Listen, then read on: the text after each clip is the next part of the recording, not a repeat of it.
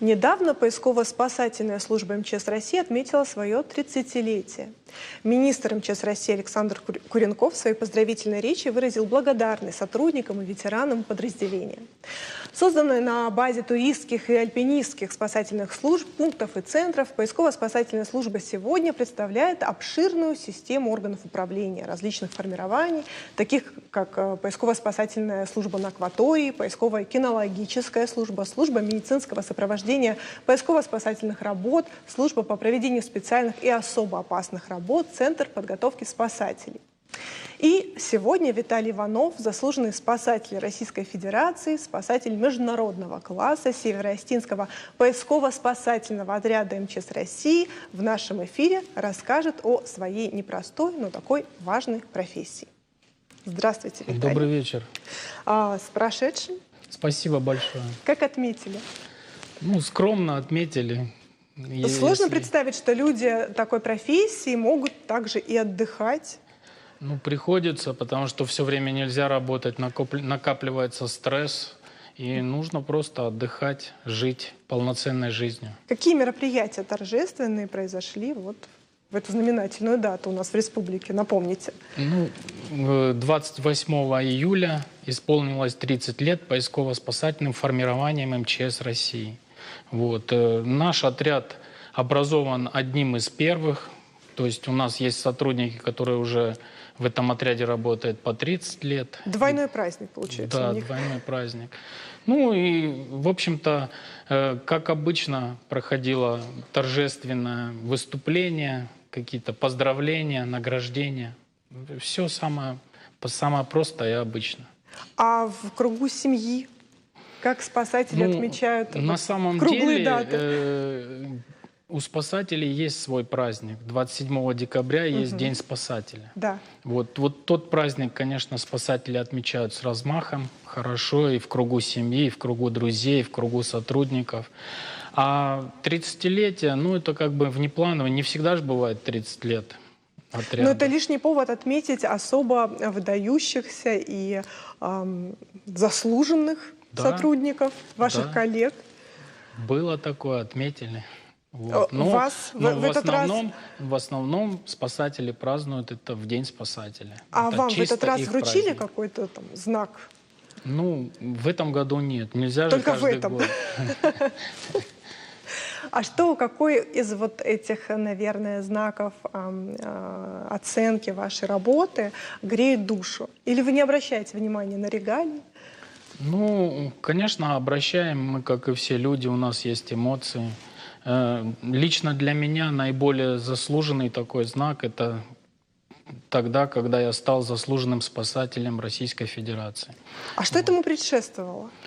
Ну, я работаю в системе МЧС с самого начала, то есть с момента основания отряда. Вот. И предшествовала большая учеба, работа, различные командировки, выполнение поисково-спасательных операций, участие в чрезвычайных ситуациях. Ну, то есть достаточно обширный объем и учебной, и, так скажем, производственной жизни. С другой стороны, также мы, когда создавался отряд, приходилось много работать, строить, потому что мы начинали с чистого листа. Вот. То есть работы было очень много. А вы изначально понимали, куда идете и на что вас толкает ваша профессия? Ну, вот вы сами озвучивали, что поисково-спасательные формирования основаны на туристских и альпинистских организациях. Вот. В те годы я был альпинистом, и когда создавалось вот эти вот поисково-спасательные формирования, нас привлекли. Тогда мы еще, конечно, до конца не осознавали, какой большой объем работ придется выполнять в будущем, потому что вся основная наша деятельность была связана с горами. Вот. А как вы сами перечисляли, там есть и кинологические подразделения, и на акватории, и учебные центры, и многое другое на самом деле. Поэтому со временем пришлось многому учиться, переучиваться, перестраивать структуру. Ну, работа на самом деле большая. Это понятно. То есть вы обросли дополнительными навыками, умениями. Да. А с психологической стороны, насколько вы были готовы к тому, что брать такую ответственность на себя? Ну, наверное, в то время мы были не совсем готовы. И я, и мои коллеги. Вот. Но со временем и в структуре МЧС образовалась психологическая служба, которая тоже, сотрудников, да, так. они помимо того, что контролируют нас, следят за нами, вот, так они еще нас обучают, вот, чтобы и мы могли правильно подходить с этой точки зрения тоже. Мне хочется услышать какую-то историю спасения от вас. Наверное, вот в тот момент вы однозначно поняли, что в свое время сделали верный выбор. Вот такой опыт у вас, скорее всего, есть. Ну, Поделитесь. на самом деле таких случаев очень много. Можно много сидеть, рассказывать. Ну, вот, наверное, из того, что вы сказали, наиболее запоминающийся был сезон дежурств на вершине, под вершиной Эльбруса. Мы сидели и смотрели, как заканчивался световой день. Все группы спустились, уже вроде бы никого не должно быть. И тут мы в бинокль увидели две спускающиеся фигуры. Вот. Это были ледовые склоны Эльбруса. Они сначала спускались, а потом одна из фигур вдруг полетела вниз по склону.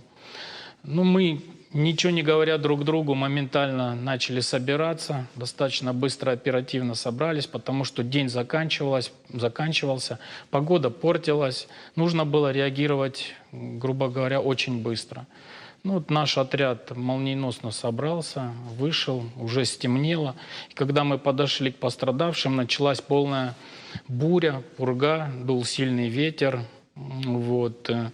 У пострадавшего оказались очень значительные травмы, там и были переломы и ребер, и берцовой кости.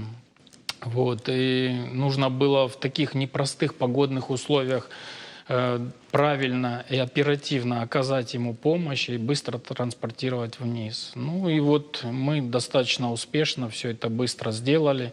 И где-то к середине ночи мы его спустили вниз и передали сотрудникам скорой помощи.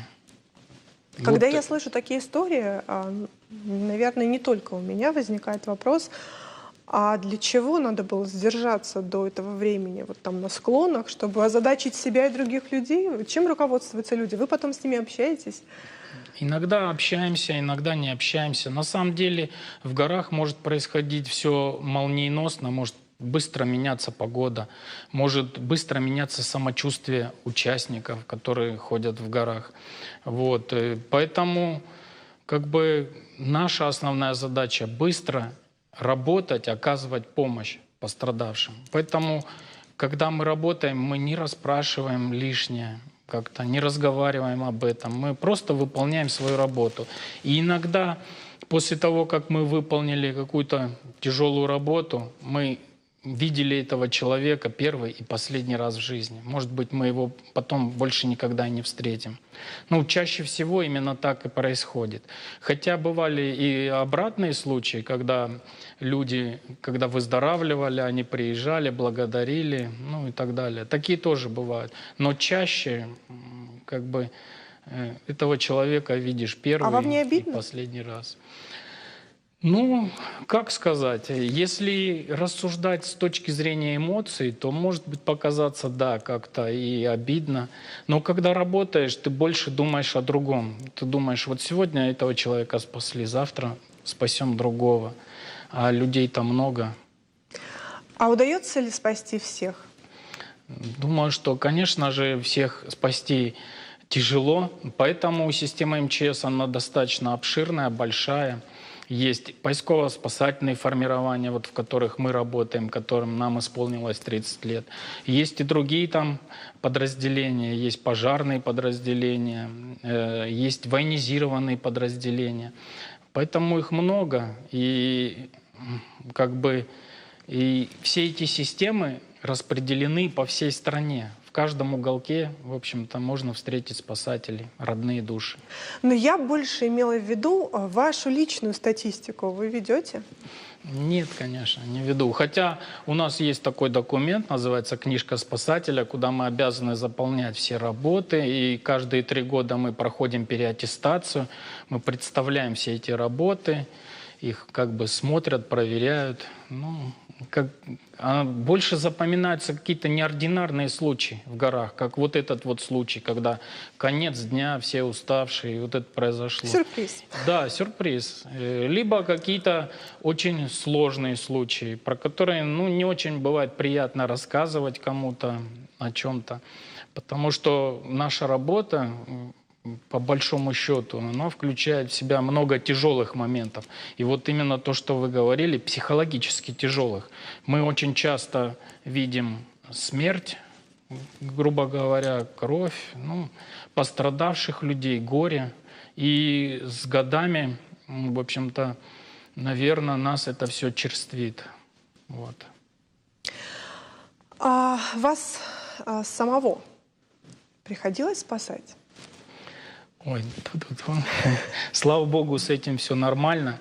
Вот, потому что я еще и занимаюсь скалолазанием, и горными лыжами, и альпинизмом.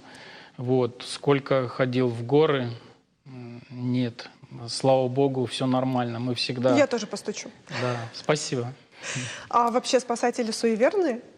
Думаю, что да, потому что, Какие еще есть раз такие? говорю, мы сталкиваемся со всеми вот такими моментами, и есть некоторые настолько непонятные моменты, где вот вроде бы должно случиться, а не произошло. И как бы какие-то знаки, они откладываются на подсознание. Поэтому думаю, что да, суеверие. А поделитесь ритуалами. Ну вот что-то.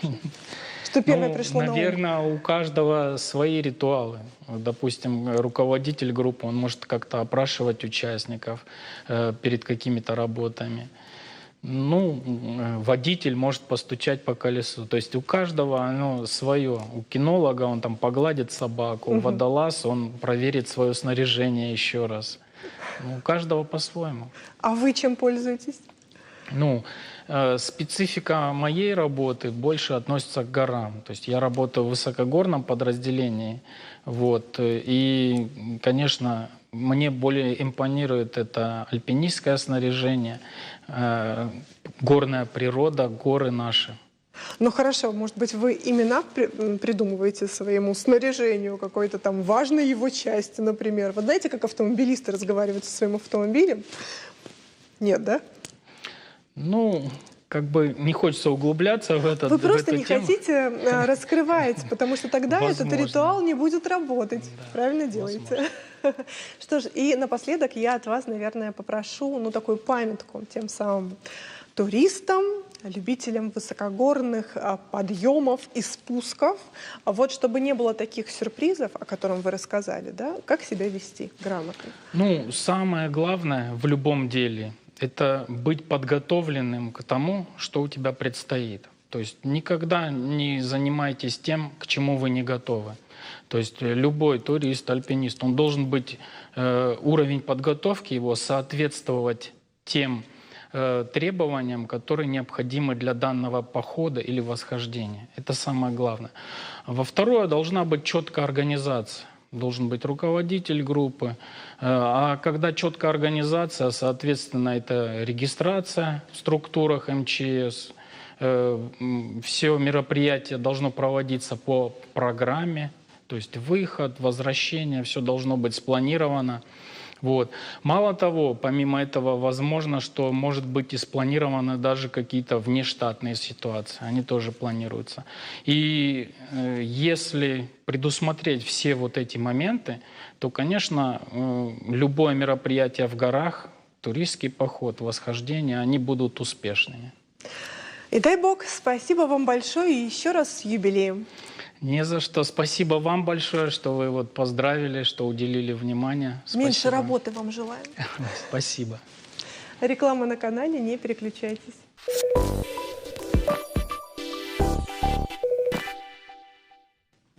В Санкт-Петербурге на сцене Мариинского театра на суд зрителя был представлен балет Валерия Суанова «Парфюмер».